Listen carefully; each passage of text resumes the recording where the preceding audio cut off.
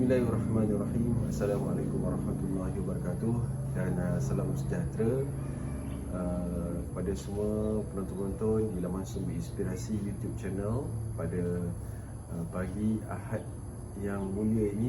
InsyaAllah saya pada pagi ini mewakili tim Sumber Inspirasi, insyaAllah ingin berkongsi kita ingin bercakap berkenaan tentang pentingnya tuan-tuan dan puan sekalian kita menyedari berkesadaran dalam setiap tingkah laku, tindak tanduk, langkah-langkah yang kita lakukan hari-hari kita, insyaAllah. Jadi pentingnya kita menaikkan level kesadaran kita ini. Pentingnya adalah supaya apabila kita bertindak itu dengan berkesadaran, maka itu akan dapat menghasilkan sesuatu yang baik, impak daripada tindakan kita, tingkah laku kita dan sebagainya. Jadi tuan-tuan ada banyak versi langkah-langkah untuk kita meningkatkan kesedaran kita. Kalau kita bercakap berkenaan tentang dalam aspek spiritualitas ataupun spiritual Islam, jadi kita jangan jumut bila mendengar perkataan spiritual. Itu bukanlah bermaksud sesuatu yang mistik dan sebagainya. Tidak, spiritual itu kalau kita bercakap berkenaan tentang spiritual itu bersifat rohani dan sebagainya. Jadi kalau kita cakap dalam berkenaan tentang spiritual Islam, bagaimanakah, apakah yang kita memahami dengan konsep ihsan. Jadi itulah langkah-langkah kita ke arah bagaimana untuk meningkatkan level ihsan kita. Islam ada Islam, iman, ihsan. Jadi Islam kita tahu, iman kita tahu, keyakinan dan sebagainya. Ihsan bagaimana? Level kesedaran kita kepada Allah Subhanahu Wa Taala. Kalau kita semayang tu, kita rasa seolah kita melihat Allah. Kalau kita tak dapat arah tu, bagaimana kita rasa semayang tu, ketika kita semayang tu Allah melihat kita. Jadi bagaimana kita nak sampai ke tahap tu? Jadi itulah kita kata tadi bahawa rasanya pentingnya untuk kita meningkatkan level kesadaran kita dalam setiap tindakan kita, supaya apa yang kita lakukan itu memberi impak. Jadi kalau kita bercakap dalam aspek Islam, itulah level ihsan kita. Jadi itu yang ada tuan-tuan sekalian, orang yang sentiasa berzikir, yang memegang tasbih ada, yang memegang yang digital tu pun ada. Jadi itulah mereka punya cara-cara yang mereka lakukan, bagaimana untuk sentiasa connect, untuk sentiasa mengingat Allah Subhanahu Wa Taala. Jadi bagaimana langkah anda, bagaimana langkah saya pula untuk tingkatkan ihsan kita ni, bagaimana untuk kita aware, conscious dan sedar dalam berhubungan dengan Allah Subhanahu Wa Taala. Jadi antara salah cara lain juga ada yang mengatakan kita selalu kena affirm. Contohnya sekarang ni saya sedang bercakap. Jadi saya sedar, kita bercakap pada diri kita sendiri. Saya sedar saya sedang dilihat oleh Allah Subhanahu Wa Taala ketika saya sedang bercakap ni. Ataupun saya duduk, saya sedar duduk, dan saya sedar Allah Subhanahu Wa Taala sedang melihat. Dia Maha melihat, sedang melihat saya duduk. Jadi bila kita bercakap, bila kita buat sesuatu tu, kita sedang bercakap pada diri kita, Allah, kita sedar apa yang kita sedang buat tu, dan kita sedar Allah sedang melihat kita. Jadi tuan-tuan sekalian, itulah satu cara bagaimana untuk kita meningkatkan kesedaran kita menurut cara orang itulah. Jadi tuan-tuan sekalian, jadi ada cara lain yang lain. Contoh kalau bab aspek, kalau kita nak pergi yang general, disebut meditasi. Tapi kita bukan nak menggalakkan meditasi yang biasa, yang kalau anda search yang sebagai meditasi yang ada unsur-unsur keagamaan. Tidak. Tapi konsep kita sebut meditasi itu bukan nak menjurus ke arah tu, bukan. Tapi membawa kita kepada konsep hening.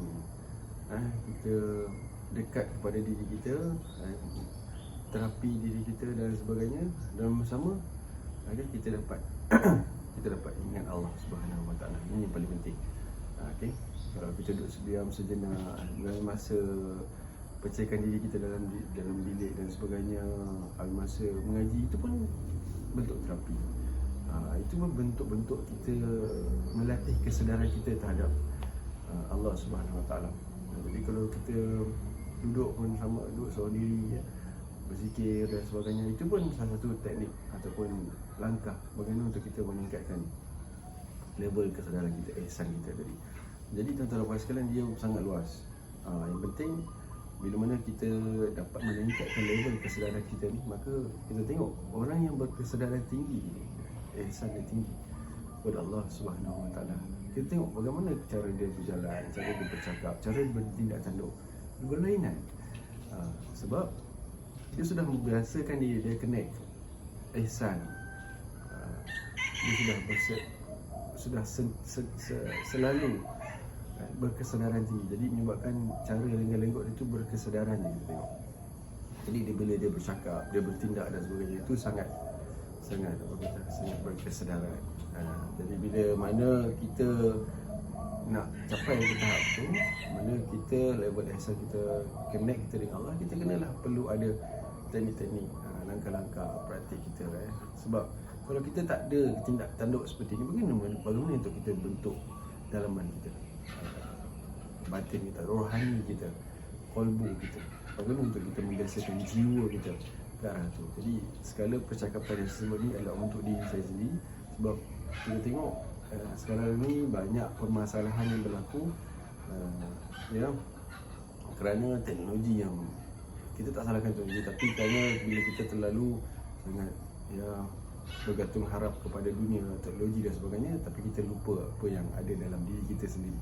Di mana orang dulu dah menggunakan teknologi dalaman kita ni, kesedaran kita ni. Tapi kita pada hari ini terdedah dengan pelbagai teknologi dan yang kita menganggap seolah semuanya itu bergantung kepada teknologi. Tidak, tuan-tuan sekalian. Allah SWT dia jadikan kita ni package yang lengkap. Okay.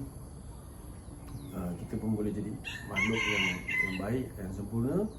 Jadi kita manfaatkan diri kita juga, dan sama-sama kita manfaatkan teknologi juga. Janganlah kita terlalu tinggalkan teknologi dan sebagainya. Kita manfaatkan kedua-duanya. Jadi itulah, kita kena tingkatkan kesadaran kita supaya bila mana kita bertindak tanduk itu, tindak tanduk kita itu memberi kesan, memberi impak. Bagaimana orang bersilat, kalau dia memberi tumbukan, beza dengan orang tumbukan yang tak dia aura, tak bukan aura lah. Kalau kita sebut aura, dia dah panggil, dia dah memetik satu makna lain.